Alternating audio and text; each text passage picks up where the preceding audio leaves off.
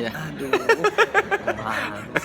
Halo saudara-saudara. Ini gue bantu pegangin deh. Gak apa-apa kan nanti kalau gue masih bisa kuat gue pegangin. Jumpa lagi di The Soleh Solehun Interview. Belum apa-apa udah protes nih. Maaf. Ya, kali ini bersama Ernest Prakasa. Yes, selamat datang di vlog paling amatir.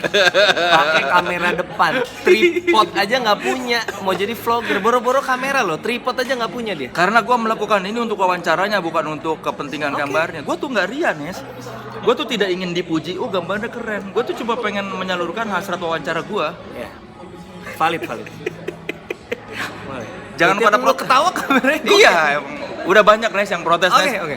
Yang orang-orang di komen juga, Kang, pakai tripod dong. Kang, jangan pakai kamera HP dong, mah. Protes. YouTube gua. Ya, oke. Kita play along dengan aturannya Soleh karena ini Solehun Interview ya kan. Ayo. Jadi kan terasa kayak 4DX kalau gua ketawa goyang-goyang. Kurang asap sama bau-bau itu aja ya. Iya. Ernest Prakasa, seberapa terkenal diri lu sekarang?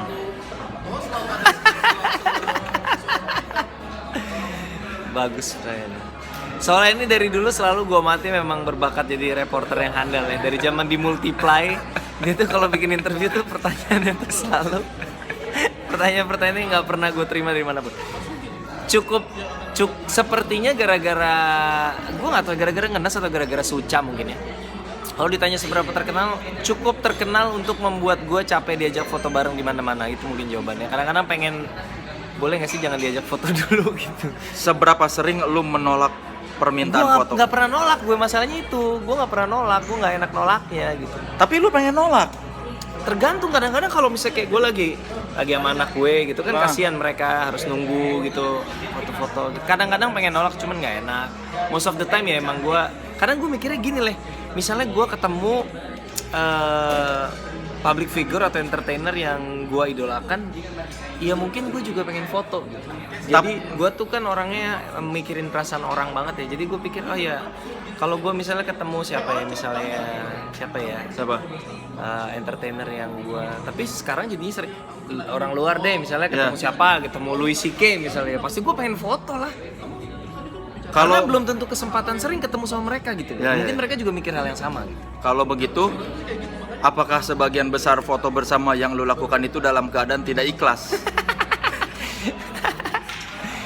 Gini sih, pertanyaan tertutup. Iya, gue jawab. Seiring waktu berjalan, grafik ketidakikhlasan berbanding ikhlas semakin naik gitu. Semakin kesini, ini kan gue udah jalanin di entertainment udah 5 tahun ya. Ya. Semakin kesini semakin capek gitu, semakin yang kayak aduh udah dong gitu. Jadi ya gua akan 100% ikhlas ya, 200% ikhlas bahkan kalau yang ngajak foto bareng itu orang yang menikmati karya gua. Misalnya kelar spesial itu gua kalau habis bikin tour itu mau 500 orang ngantri gua tungguin mau 2 jam deh, dan itu sudah terjadi. Meet and greet di bioskop pas film ngenes rilis gitu. Mau seramai apapun gue jabarin karena gue tahu mereka orang yang mendedikasikan waktu, mungkin uang, mungkin hanya waktu atau tenaga untuk menikmati karya gue, dan itu gue respect gitu. Jadi gue akan ladenin. Tapi kan kalau random people, ya kadang-kadang malas juga gitu. Bagaimana mendeteksi ekspresi muka lu ketika foto ikhlas dan tidak ikhlas? Itu gimana ya? Kelihatan nggak? Pasti kan lu dari bahasa tubuh kelihatan, apakah kelihatan kalau lu ikhlas tuh kayak gimana, atau lu pas lagi nggak ikhlas? Mungkin dari ekspresi muka, kalau ikhlas lebih niat kali ekspresinya ya. Lebih niat misalnya. Coba kayak gimana? Kalau senyum ya senyum, kalau muka jelek gitu. Kalau yang nanggung-nanggung itu mungkin kurang ikhlas. Kayak gimana senyum? Ya misalnya senyum. Yang senyum ikhlasnya. Biar orang bisa membedakan kalau ada foto bareng sama Ernest Prakasa, apakah ini foto senyum ikhlas atau terpaksa? Coba senyum ikhlas kayak gimana? Fuck, sorry interview fuck. Senyum ikhlas. Ya, ini cara mengenali Ernest tulus. Oh, ikhlas. Lebar. Hai. Atau kalau misalnya mau muka jelek gitu, yang misalnya oh, ini masih ikhlas? Ikhlas. Oh iya. Karena menikmati posenya. All out. Iya. All out. Sekarang contoh nggak ikhlas. Yang nggak ikhlas. Ya.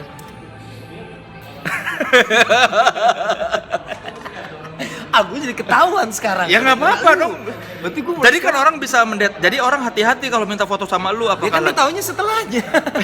ya kan setelah gara-gara ini bukan buat preventif ya juga. ada menuju ke pertanyaan berikutnya ini. Ya, Itu kan agak nggak ikhlas. Kalau bete kalau misalnya anjing dia aduh lagi malas diajak foto udah malas adalah suntuk-suntuknya tapi akhirnya menerima gimana posenya?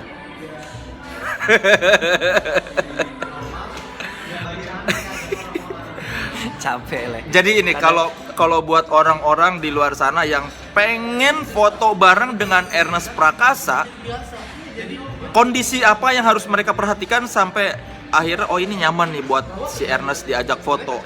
Biasanya gue paling sebel kalau lagi ada keluarga sih, lagi ada anak gue, lagi family time gitu. Maksud itu yang paling gue mudah annoyed gitu. Kadang-kadang gue lagi gendong anak gitu kayak gitu. Cuman balik lagi sih, gue memahami kalau mungkin nggak setiap saat bisa ketemu gue, mumpung ketemu pengen foto, ya udahlah gitu. Tapi apakah akan ada momennya ketika lu bilang jangan ya lagi ribet? Terutama kalau misalnya lagi ada anak, terutama kalau gue lagi sama anak gue, lagi sama jalan sama istri sih mungkin masih santai. Kadang-kadang kalau lagi berempat atau bertiga sama Sky gitu, kasihan aja dia. Jadi gue cuekin dulu, harus foto-foto dulu kayak gitu. Jadi tolong hindari ngajak foto bareng kalau melihat Ernest sekeluarga, apalagi lengkap berempat ya. Kalau ternyata mereka, ini Sky ya, ini Snow ya, pengen dong foto sekeluarga itu gimana? Kan gara-gara vlog lu juga mereka terkenal.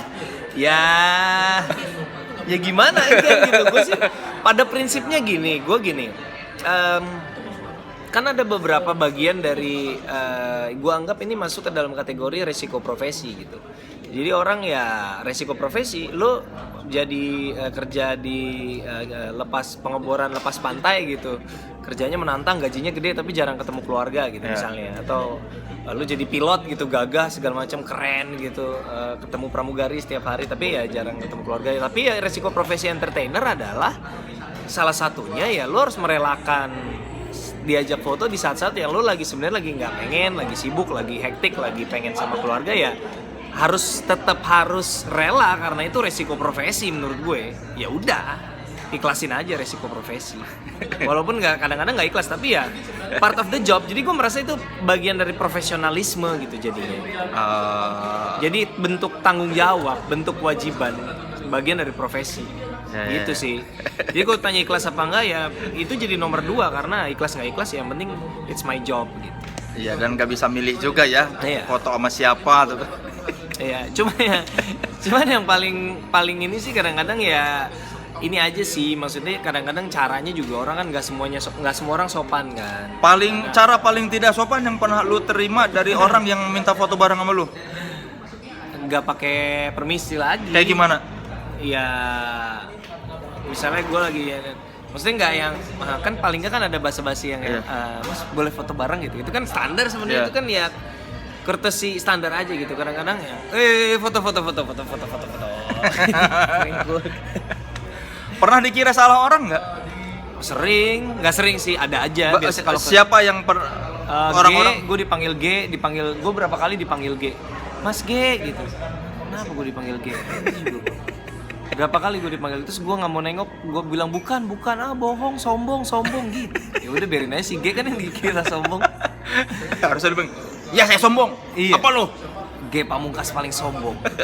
Panggil G berapa kali gue panggil Radit pernah. Mungkin mereka nggak bisa pernah dipanggil Radit. Gue rasa mereka nggak bisa bedain Juri Suca. Mungkin mereka nggak familiar dengan para komik-komik ini. Mereka ingetnya oh ini Juri Suca, Mas Radit Juri Suca. Jadi manggil gue Radit. Ya di daerah sih mungkin. Mana yang lebih berpengaruh terhadap karir lu, Suca apa Ngenes? Suci ya udahlah, udah lewat kan ya. Belakangan ini pengaruhnya dalam konteks yang berbeda menurut gua. Kalau Suca itu dari segi popularitas, awareness, familiarity, orang lihat muka gua, orang tahu gua siapa. Kalau Ngenes lagi lebih dari segi kredibilitas, dari segi positioning gue sebagai seorang seniman melalui Ngenes, film yang gue tulis dan sutradarai dan gue mainkan, apresiasinya positif. Jadi kualitas gue sebagai seniman lebih mendapat kepercayaan dari orang. Gue ngerasanya sih gitu. Sekarang di KTP tulisannya udah seniman. Seniman. Yang bete bini gue di KTP yang baru ini. Apa? Pengurus rumah tangga. Jadi berasa ART bener gitu, kasihan. Sebelumnya apa tulisannya? Lu swasta. Wira swasta. Wira swasta. Wira swasta. Lebih keren wira swasta apa seniman? Seniman lah. Seniman kesana kere loh. Wira swasta jarang Wira swasta tuh umum, banyak orang wira swasta gitu. Orang apapun juga jadi wira swasta. Kalau seniman kan seniman. Nyeni. Apa yang kebayang di benak lu waktu ngeliat, wah seniman. Wah, seniman, norma pajak lumayan. Gua dong masih wartawan. Serius loh. Masih wartawan. Wartawan. Sampai sekarang. Dan berlaku seumur hidup. Ini untuk menjaga kredibilitas Soleh sebagai seorang mengasah kemampuan wawancara gua. Wartawan dan reporter ini salah satu untuk. Jadi kalau ditanya kenapa sih lu bikin Soleh interview biar KTP nggak sia-sia. Itu alasannya. Film ngenes yang paling berpengaruh buat kehidupan lu apa? Dari sisi karir atau pribadi atau apa? Ya bagaimana orang memandang gua aja mungkin, maksudnya kan terutama dari segi lingkungan, maksudnya bukan masyarakat luas ya, maksudnya orang-orang yang pelaku dan penyuka keseniannya jadi lebih, gue dapat kredibilitas lebih gitu. Misalnya katakanlah, mungkin kalau untuk orang awam sih nggak ngaruh, tapi misalnya untuk segmen penonton film Indonesia gitu, yang jumlahnya hanya sekian juta mungkin ya itu tadinya mungkin Ernest just another komik yang menyeberang menjadi pemain film gitu, tapi dengan ngenes gue mendapat kredibilitas lebih gitu. Jadi bukan cuma sekedar komik yang main film seperti puluhan komik lainnya, tapi juga komik yang bisa nulis dan bisa nyutradarain filmnya sendiri dan ternyata diterima dengan baik oleh masyarakat. Bahwa lu bisa dengan bangga bilang sutradara dan penulis skenario gitu ya? Gua iya sih, walaupun menurut gua untuk sutradara sih gua lu lebih bangga nggak, belum gue, karena gue tau gue cupu sebagai sutradara. Buktinya kan terbukti gitu di awarding ini selalu yang dapat tuh penulis skenario, karena ya mungkin skenarionya unik, jarang orang bahas tentang rasisme di Indonesia gitu. Tapi kan secara aspek lain di filmnya nggak ada satupun yang dapat nominasi apa-apa. Ya ada si Kevin pendatang baru terbaik, tapi secara teknis masih nol banget, masih banyak yang harus gue pelajarin. Berarti kalau diurutkan antara pemain, penulis, dan sutradara, menurut lu sendiri kualitas lu diurut-urutan mana yang paling baik dan paling rendah? Pemain, penulis, sutradara, mana urutan pertama yang menurut lu, oh ini gue lebih bagus di sini, gue kedua? Kalau gue urutin 1, 2, 3 untuk saat ini penulis, pemain, sutradara sih. Gue ngerasanya sebagai pemain pun gue bukan aktor yang baik gitu, maksudnya komedian aja. Artinya gue menganggap gue tuh kayak semacam, kalau contoh Hollywoodnya gue tuh Adam Sandler, gue bukan Jim Carrey gitu. Lo lihat gue di film manapun kayaknya nih sampai gue tua ya gue akan kayak gitu. Karena gue udah nyoba di Habibie mencoba jadi orang lain tuh gitu, terlepas lagi dari orang bilangnya gue beda atau nggak, tapi gue ngerasanya gue nggak menikmati gitu, nggak enjoy aja gitu. Jadi lo tidak menikmati peran lo di Habibie? Enggak. Karena nggak ada ruang buat komedi. Tipis lah, maksudnya nggak bisa banyak melakukan what I do best gitu. Berarti sebagai pemain lu tidak terlalu puas dengan peran lu di Habibie Ainun kedua? Lebih karena genrenya, maksudnya ya gue happy gue dapat kesempatan melakukan sesuatu yang beda, tantangan, tapi gini, gue ngerasanya sebagai aktor masih banyak yang lebih jago dari gue gitu. Jadi kalau cuman acting nggak usah gua, yang lain banyak. Kalau lu mau gua, kelebihan gua adalah komedi, kelebihan gua di situ. Tapi lu tidak dieksploitasi. Exactly. Jadi gua ngerasa ya terlepas dari orang menganggap Kengki itu bagus apa enggak di film kemarin, gua merasanya gua tidak terlalu memberi nilai tambah. Artinya karena basic komedian. Iya, orang lain yang main pun bukan gue akan tetap bagus gitu. Tapi apakah Ernest di Comic 8 bisa dikasih ke orang lain belum tentu kayak gitu. Iya. Nah, terus penghargaan, udah dapat 2 penghargaan ya? Penulis skrip? Iya, 2 plus nominasi FFI, nominasi baru pengumuman tanggal 6 November, jadi ya.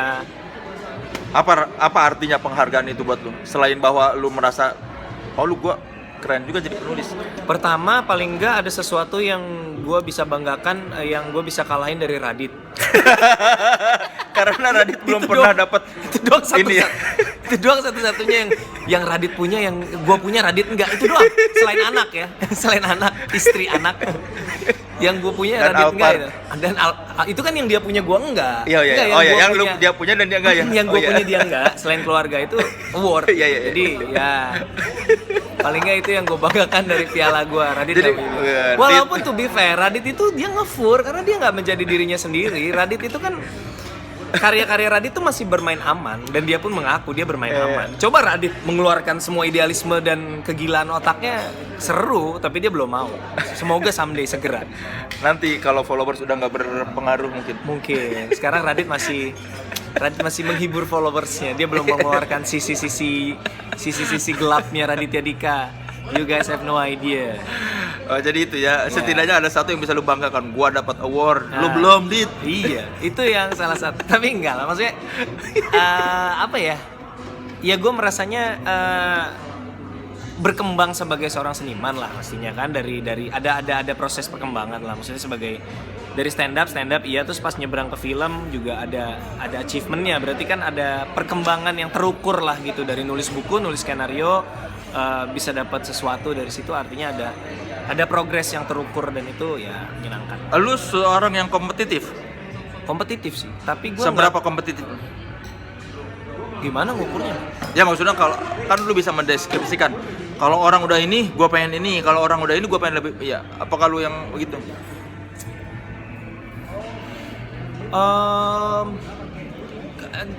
Karena gue dari umur 9 tahun gue udah jadi atlet ya. Atlet apa sih? Pas? Tenis gue. Tenis. Dari umur 9 sampai gue umur 17 tuh gue atlet tenis. Jadi 8 tahun jadi atlet buat gue sih kayak jadi terlatih buat being kompetitif gitu. Cuman kalau di dalam industri ini gue merasanya mungkin karena gue sadar ini seni ya. Seni itu kan gimana? Seni itu susah diadu ya, Le. Maksudnya emang sih gue dapat award dan segala macam, tapi gue ngerasa film itu seni gitu, industri yang kesenian, jadi mau diadu juga ya ada sisi kebanggaan gitu, maksudnya ada sisi kebanggaan, oh iya gue ngalahin Radit belum dapat piala, gue dapat piala, ye gitu. Tapi at the end of the day ini kan seni gitu. Seni itu bukan sesuatu yang bisa diukur dengan terlalu ajak juga, jadi competitiveness gue di olahraga tuh kan skornya jelas kan, maksudnya lu tanding tenis ya iya, kalau bolanya lewat net berarti masuk garis dapat poin. Kalau ini kan sebenarnya lebih, Tapi kan rasanya masih ke bawah kan? mungkin karena gue ngerasa gue memasuki sesuatu dunia yang baru yang gue seharusnya tahu diri, jadi belum terasa kali ya, belum merasa kompetitif karena gue masih sadar gue nggak punya apa-apa, gue masih belajar, jadi belum terpupuk competitiveness ya, mungkin. Kalau pada saat nanti udah banyak belajar, lu bakal kompetitif. Ya mungkin contohnya misalnya di dunia komik, pasti kan gue merasa ada kompetitif lah gitu. Gue merasa wah gila nih si Panji udah bisa bikin tur dunia gitu. Gue tertantang apa iya gue bisa, walaupun and then jawabannya adalah ya Panji karena dia 100% fokus di stand up. Gue mengabdikan waktu gue juga di film dan gue sangat serius di film. Jadi plus minus lah gitu. Tapi di stand up lebih kompetitif, meaning wah ada yang bisa bikin beat kayak gini pecah terus penontonnya sekian ribu gitu kan, ada terusik gitu yang Oh, lu merasa kompetitif ketika ini bisa terusik. begini lucu. Kenapa? Karena kita seimbang. Karena kita satu kolam, karena kita satu, lu bisa harusnya gue juga bisa gitu. Nah kalau di film kan gue nggak bisa gitu. Gue sadar kalau gue newcomer, gue baru belajar. Jadi mau orang dapat apa ya gue belum berhak untuk ngiri karena gue juga baru gitu. Masa lu udah ngarep bisa dapat segala macam? Kalau di stand up udah ada jiwa kompetitif. Udah ada. Jiwa kompetitif itu muncul karena lu atlet atau apa karena lu Cina? Kayaknya karena gua terdidik dengan olahraga. Menurut gue menjadi atlet tuh sedikit banyak berpengaruh banget sih ke jiwa kompetitif gue, karena ya emang kita dilatihnya kayak gitu kan. Jadi ya harus kompetitif, harus menang gitu. Di film Ngenes lu tuh kayak menderita banget hidupnya. Memang semenderita itu menjadi orang Cina, gue baru tahu soalnya. Karena kan gue termasuk yang suka ngeledekin, bukan yang sebenarnya malah yang di Ngenes itu belum semuanya sih ya. Iya, tapi apakah memang lebih menderita lagi menurut gue, itu udah diperhalus. Tapi itu kan dulu ya, artinya sekarang Indonesia udah banyak berubah. Dulu ya kayak gitu, keadaannya kayak gitu. Setelah keluar film Ngenes, banyak nggak orang-orang Cina yang bagus lu menyuarakan kami? Tidak dengan kalimat seperti itu, tapi gue merasa ada sedikit kebanggaan lah mungkin ya. Ada yang step up dan menyuarakan itu walaupun tidak disampaikan ke gue dengan cara makasih ya udah menyuarakan, tapi gue ngerasa ada feel itu gitu yang tidak terungkap dengan literal seperti itu, tapi dari cara mengapresiasi arahnya ke sana. Bahwa akhirnya ada yang menyuarakan keresahan. Soalnya bukan cuma lu yang ngerasain kayak gitu ya, dibully, nggak takut jadi orang Cina. Iya. Ya sebenarnya relate-nya bukan cuma dibully karena Cina sih. Makanya kemarin di FFB kan speech gue persembahkan buat pialanya buat semua minoritas kan. Minoritas kan nggak harus karena Cina, karena etnis, karena agama, karena cacat fisik gitu. Kalau lu cacat fisik pasti lu dibully juga dan lu minoritas juga. Jadi ya semuanya sih mungkin relate gitu ngerasa. Dan uniknya yang gue nggak duga adalah orang yang ada di sisi lu gitu, ternyata juga tersentuh oleh film itu karena ngerasa bersalah gitu. Iya dong. Gue jahat. Gue termasuk orang yang suka ngeledekin Cina tuh. Iya. Oh emang segitunya ya. Jadi, karena gue ketika melakukan itu nggak merasa itu berarti. Kayak biasa aja cuma ngeledekin Cina. Dan itu magisnya film menurut gue. Kadang-kadang kita sebagai orang yang bikin film nggak duga bahwa efeknya ke orang itu bisa di luar daripada yang kita duga gitu. Gue nggak menduga kalau Ngenes akan menyentuh orang yang pribumi, menyentuh dengan cara bikin merasa bersalah partly gitu. Dengan berbagai kadar ya. Ada yang cuma kayak kesentil, ada yang benar-benar ngerasa gue jahat banget ya dulu gitu. Itu kan bukan sesuatu yang gue rancang gitu, tapi terjadi dan itu magisnya film. Karena belum pernah ada yang ngomong langsung ke kita bahwa gue tuh sakit hati loh kalau dikata-katain gitu, merasa minoritas. Karena kan nggak pernah merasakan gue jadi minoritas, jadi kayak bisa aja. Ternyata memang segitu emosionalnya ya menjadi minoritas itu. Iya bukan emosional ya, makan hati aja dan akhirnya jadi inferior kan. Jadi inferior, efeknya tergantung banyak hal, tergantung didikan orang tua, tergantung tempat lingkungan, ya bisa hasilnya jadi positif, bisa jadi tahan banting. Tapi lu tidak terlihat seperti orang yang inferior. Mungkin bukan inferior, lebih ke tahu diri ya. Gue lebih tahu menempatkan diri menurut gue efeknya gitu. Jadi ya kayak gue bilang sama lu tadi, apa kompetitif ya kalau di dunia film gue tahu menempatkan diri. Gue anak baru, gue belum bisa apa-apa. Ya gue lelo aja dulu gitu. Cek toko sebelah ini berapa persen dari kehidupan lu? Inspirasinya dari dunia sekitar gue sih, karena nyokap gue dari tahun 85 sampai saat ini running toko kelontongan. Walaupun bokap gue nggak tahu ini ceritain tentang seorang ayah, tapi gue familiar banget dengan lingkungan toko, seperti apa kehidupannya. Terus ini kan tentang perselisihan adik kakak gitu. Walaupun gue sama adik gue relatif baik-baik aja, tapi ada beberapa saudara-saudara gue yang karena perlakuan orang tua lantas sebenarnya sepele tapi terpupuk dari kecil, akhirnya pas gede jadi bener-bener selek seumur hidup gitu. Ada-ada aja. Jadi itu bukan refleksi hidup gue, tapi gue amati dari lingkungan sekitar gue sih, dan dari beberapa saudara gue yang kuliah di luar negeri jauh-jauh balik-balik suruh jaga toko gitu. Itu real gitu. Jadi lu tidak pernah diminta buat jaga toko? Pernah, nyokap nggak bilang gitu, nggak sempat sampai minta, karena dari awal gue udah bilang kalau gue nggak berminat sama sekali buat nerusin, dan kayaknya nyokap gue juga udah duga kali gue nggak, jadi nggak pernah diminta juga. Jadi yang meneruskan toko nyokap lu siapa sekarang? Nyokap gue masih. Iya nggak, maksudnya kan kadang-kadang kan orang yang bisnis tuh nanti dipersiapkan nih buat meneruskan seandainya mereka udah nggak ada. Nggak tahu sih. Kasian loh nyokap lu nanti. Tokonya?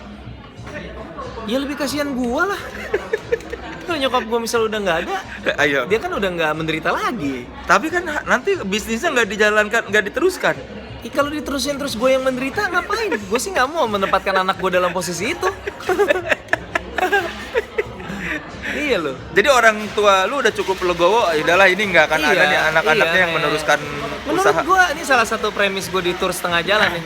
Menurut gua ada yang salah dengan anggapan bahwa anak itu harus gini, anak tuh harus hormat sama orang tua pada tahap yang wajar menurut gua. Yeah. Ada banyak hal yang dibebankan oleh masyarakat kepada anak seolah-olah itu adalah tanggung jawab anak ke orang tuanya, padahal enggak gitu. Ya maksudnya kayak gitu, hal-hal seperti misalnya meneruskan usaha orang tua misalnya gitu. Iya, ini udah dirintis sama orang tuanya kan sayang. Iya sih, tapi nanti setelah orang tuanya meninggal, hidupnya udah selesai, anaknya jadi nggak bahagia, kan kasihan juga anaknya gitu. Maksud gua, ya ada sih partnya anak harus hormat kepada orang tua, tapi ada juga yang natur kehidupannya tuh ya orang tua udah melahirkan anak juga nggak pernah milih untuk dilahirkan, ya ada saatnya anak harus pilih yang terbaik buat dia gitu, bukan hanya mikirin apa yang terbaik menurut orang tuanya gitu. Jadi apa yang pengen lu sampaikan dari cerita Cek Toko Sebelah? Oh, kalau Cek Toko Sebelah sih filmnya tentang empati, tentang kenapa ada konflik ayah dan dua anak ini, family drama komedi, karena gue bikinnya bapak dan dua anak ini secara cerita 3 plot ini berjalan dengan porsi yang sama. Jadi mungkin saat film dimulai lo bisa relate ke entah yang mana. Artinya mungkin lo bisa lebih relate ke bapaknya karena lo punya anak, atau lo lebih relate ke abangnya karena lo berantem sama adek lo, atau lo lebih relate ke adeknya karena lo ngerasa abang lo brengsek gitu. Tapi seiring film berjalan, gue pengennya lo penonton ini berpindah-pindah perspektif gitu. Jadi bisa empati sama selama dari ini sisi mungkin bapaknya. mikir exactly. Karena selama ini misalnya ada adik yang kesel sama kakaknya, ngerasa kenapa sih kakak gue sebel banget sama gue, kakak yang sebel sama adiknya, kenapa sih adik gue dimanja banget sama bapaknya. Nah, kalau kita balik perspektifnya kan mungkin jadi lebih ngerti gitu. Oh, ngelihat dari sisi, ya empati itu tadi, ngelihat dari sisi yang sebaliknya gitu. Mungkin dari situ lebih ngerti yang, oh ya wajar sih kayak gitu. Mungkin kalau dari sudut pandang misalnya ada orang yang lebih empati sama Erwin di awal, Erwin tokoh yang gue peranin, ya ngedenger premis filmnya aja mungkin akan, ya Erwin sebagai lulusan luar negeri ya pasti dia nggak mau lah jaga toko, dia kan punya karir gitu, masa dia suruh jaga toko. Tapi sepanjang film berjalan, penonton dikenalkan sama toko bapaknya dan berada di posisi bapaknya, Baru bisa ngerti, baru oh bisa kayaknya ngerti berada di sini. kenapa dia pengen Erwin yang ngurusin tokonya. Jadi lu tuh nggak berpihak ke satu manapun ya? Enggak, film ini 3 plot ini porsinya seimbang, jadi nggak ada di antara 3 ini nggak ada tokoh utamanya, 3-3-nya tokoh utama. Padahal lu aslinya tidak pernah punya konflik dengan orang tua ya? Konflik yang massive itu enggak sih, nggak punya. Gue bokap nyokap gue baik-baik aja sih. Menurut lu lebih personal ngenes berarti daripada si CTS dari sisi cerita? Kalau itu ya karena kan based on hidup gua. Kalau ngenes, kalau CTS kan fiksi. Cuman lebih memuaskan dari segi nggak enaknya bikin dari true story itu kan lu punya keterbatasan kan. Yeah. Lu nggak bisa ngarang seenaknya karena ada basic faktanya di situ gitu. Kalau CTS ini kan gue ngarang dari nol, sama Meira kita bikin cerita dari nol, jadi tingkat kepuasannya juga beda gitu. Kita create something out of nothing, kita bikin karakter, kita bikin cerita, lantas pelan-pelan berevolusi menjadi gambar, dikasih nyawa di layar, itu kepuasannya beda banget sih. Mei cemburuan nggak? Maksudnya? Kan lu pacaran pertama kan? Enggak. Berapa pacar sebelum Mei? Ntar gue hitung loh. Meira itu pacar kelima. Pacar kelima. Ya, pacar kelima. Si Mei, lu pacar keberapa? Gak hafal gua. Nggak hafal gue pernah nanya dulu zaman pacaran, tapi gue nggak simpen jawabannya udah. Tapi dia cemburuan nggak? Maksudnya kan sebagai perempuan kadang-kadang Kalau melihat suaminya baru dikenal orang. Kalau itunya sih enggak, tapi kalau untuk adegan mesra di layar sih biar gimana pun namanya seorang istri ya, mungkin gue kalau jadi dia juga pasti akan ada ketidaknyamanan lah, menurut gue itu wajar sih. Pulang ke rumah dimanyunin nggak lihat syuting? Kamu ngapain sama Gisel? Mesra-mesra? Ya itu maksud gue nggak akan bisa dengan mudah, pasti butuh waktu untuk menerima gitu, ada waktu yang dibutuhkan untuk menerima. Cuman ya gue nggak bisa bete juga karena menurut gue kalau gue di dalam posisi dia pasti gue sebel juga gitu. Apa yang si Mei bilang waktu pertama kali ngelihat lu beradegan mesra sama Dia Gisel? belum lihat sih. Oh belum. Tapi kan dia tahu skenarionya. Ya, terus? Iya gue kan, kamu juga yang nulis. Kamu kan tahu aku harus Tapi ngapain. dia udah wanti-wanti dari awal. Gimana? Ya, bukan wanti-wanti maksudnya. Bukan, dia kayak udah tahu ada terus yang akan terjadi. Dia jadi bete sendiri. Dan dia nggak bisa ngelarang orang, dia juga tahu skenarionya kayak begitu. Tapi dia tetap bete kan maksudnya. Pasti ada BT-nya. Tapi ya lewat, maksud gua udah fase menerima, udah berdamai ya udah. Entah kalau nanti lihat ya. Kan kemarin baru tahu tapi belum lihat. Kalau kemarin Ngenes juga waktu fasenya Malala gitu. gimana? Fasenya sama. Kayak gimana fasenya? Pas tahu kebayang. Iya, bete. bete. Terus lewat. Terus Pas lihat bete lagi. Terus lewat lagi. Cuman gua rasa Ngenes jauh lebih berat karena pertama itu yang pertama buat dia. Iya. Gua beradegan mesra sama cewek gak pernah tuh sama sekali. Ngenes pertama. Kedua intensitasnya. Ya, karena intensitasnya suami istri, gila kan? kalau sama Gisel. Kebetulan di film CTS ini adegan romantisnya nggak terlalu. Karena si Natalie ini orangnya kaku banget gitu. Orangnya kaku, jadi nggak hangat gitu. Jadi, berarti lebih banyak porsi Mei cemburu-cemburunya di Ngenes ya daripada di CTS. kalau dibandingin kayak gitu iya, karena itu pertama kali kan, belum pernah ngalamin sebelumnya, jadi kaget juga gitu. Apa yang bakal lu bilang sama Mei kalau nanti di masa-masa yang akan datang lebih banyak lagi adegan mesra sama cewek-cewek lain. Kita jalan-jalan ke London lagi ya. Obatnya adalah jalan-jalan. Obatnya adalah jalan-jalan ke luar negeri. Mahal ya? Lumayan. Mahal ya? Lumayan. Tapi kemarin gue ke London nggak semahal yang gue duga karena kita nggak belanja sama sekali kan. Oh, Apa-apa gitu? mahal ya kan. Jadi jalan-jalan doang jadi ya. Salah sendiri jauh-jauh nggak belanja. Karena apa-apa mahal ya. Ngapain kan gue kesana nggak untuk belanja. Tujuannya memang bukan untuk belanja. Ya udah. Jadi Mei jangan sering-sering cemburu. Butuh biaya. Itu alasannya jangan cemburu. Iya. Kapan CTS? 28 Desember 2016, seminggu setelah hangout 22 Desember 2016. Iya. Ini nanti gua taruh poster.